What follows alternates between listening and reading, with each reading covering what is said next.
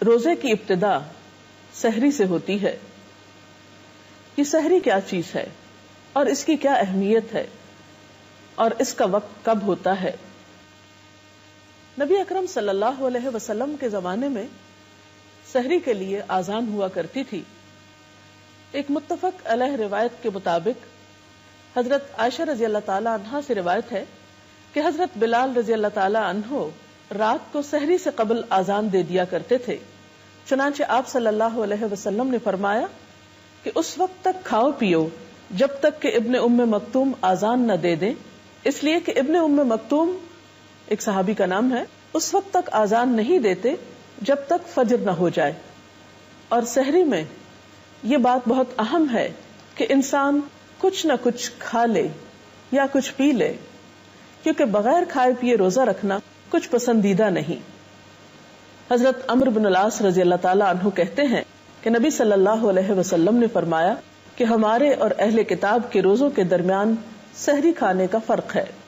اور پھر آپ صلی اللہ علیہ وسلم نے اس کی مزید تاکید بیان کرتے ہوئے فرمایا کہ سحری کھانے والوں پر اللہ تعالیٰ کی رحمت نازل ہوتی ہے.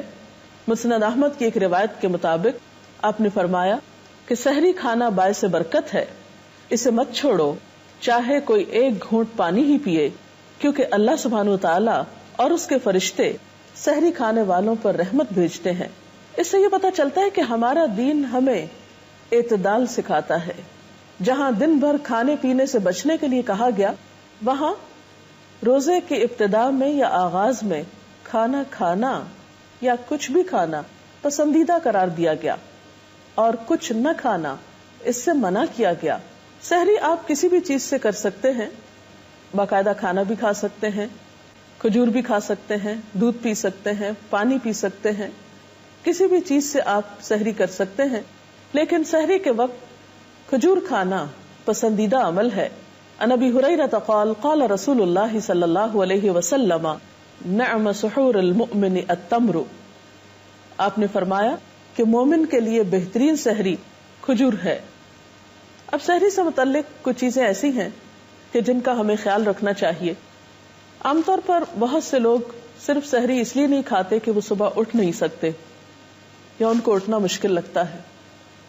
تو ظاہر ہے کہ اگر ہمیں یہ معلوم ہو کہ سحری کھانے والوں کے لیے فرشتے دعا کرتے ہیں اور یہ ایک بابرکت چیز ہے اور سحری کھا کر روزہ رکھنا زیادہ اجر و ثواب کا باعث ہے، تو ہم اس کے لیے کوشش کریں گے. لیکن کوشش کس طرح کی جائے؟ تو اس میں پہلی چیز تو یہ ہے کہ رات کو جلدی سویا جائے. ویسے بھی آپ صلی اللہ علیہ وسلم کا طریقہ یہ تھا کہ نماز عشاء کے بعد آپ باتیں کرنے کو ناپسند کرتے تھے اور سو جایا کرتے تھے. تو گویا اگر رات کے وقت انسان جلد سو جاتا ہے تو صبح سحری کے وقت اٹھنے میں اس کو مدد مل سکتی ہے. پھر اسی طرح یہ ہے کہ اگر کسی کو اس وقت کھانا پکانے میں مشکل ہو تو آپ یہ بھی کر سکتے ہیں کہ رات کے وقت کچھ تیاری کر کے سو جائیں. اور اگر کھانے کو دل نہ بھی چاہے تو کوئی ایسی چیز اختیار کر لیں جو آپ کی پسندیدہ ہو. یا پھر یہ ہے کہ اس وقت آپ تھوڑا سا ہی کچھ لے لیں، کیونکہ آہستہ آہستہ یہ عادت آپ ڈیولپ کر سکتے ہیں. اگر ایک دن آپ تھوڑا سا کھائیں گے پھر دوسرے دن تھوڑا اور کھا سکتے ہیں. اور پھر یہ بھی ہے کہ کھانے میں اعتدال برتنا چاہیے. ایسی چیزیں کھانے سے بھی پرہیز کرنا چاہیے کہ جس سے آپ کو تکلیف ہو اور آپ کو بھاری پن محسوس ہو، کیونکہ اس سے پھر عبادت کی لذت ختم ہو کر رہ جاتی ہے. بعض اوقات یہ دیکھا گیا ہے کہ لوگ سحری کے وقت سے صحیح فائدہ نہیں اٹھاتے. سحری کا وقت ایک بہت بابرکت وقت ہوتا ہے. اس وقت دعائیں قبول ہوتی ہیں، اس وقت اللہ کے حضور جھکنا اور خشوع و خضوع سے نماز ادا کرنا ایک بہترین عبادت ہوتی ہے. اگر اس وقت تھوڑا بہت کھانے کے بعد انسان اپنے وقت کو ذکر الہی میں گزارے تو یہ انسان کے لیے بہت سعادت کا باعث ہو سکتا ہے اور اس کی روحانی قوت میں مزید اضافے کا سبب ہو سکتا ہے. لیکن یہ دیکھا گیا ہے کہ بعض اوقات لوگ اس وقت پھر سو جاتے ہیں. یہ سونا یعنی سحری کے وقت سحری کھا کر پھر سو جانا دو اعتبار سے نقصان دہ ہے.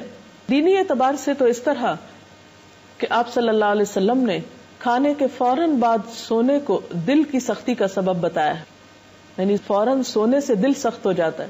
اور دوسرا نقصان طبی نقصان ہے کہ اس طرح سونا دل کی شریانوں کو سخت کر دیتا ہے. تو اس میں بھی آپ دیکھ سکتے ہیں کہ دینی نقصان اور دنیاوی نقصان دونوں کتنے باہم قریب ہیں. ایک روحانی سختی ہوتی ہے دل کی اور ایک جسمانی سختی.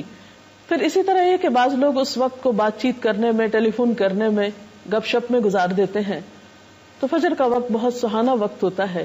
اس وقت کو روزہ رکھنے کے بعد نماز پڑھیے, نماز کے بعد قرآن پاک کی تلاوت کیجیے, کیونکہ ان قرآن الفجر کان مشہودا, اس وقت فرشتے حاضر ہوتے ہیں.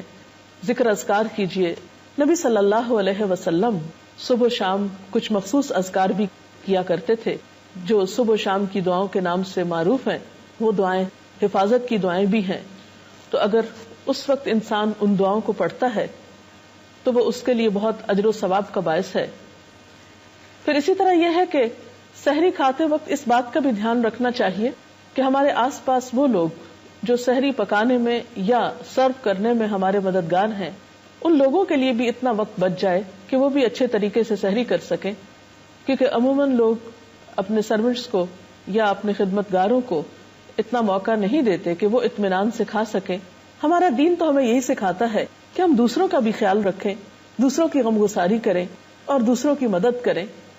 تو اگر ہم اپنی عبادت کے وقت خود غرض ہو جائیں گے اور دوسروں کا لحاظ نہیں رکھیں گے تو اس سے عبادت کی صحیح روح کو نہیں پا سکیں گے.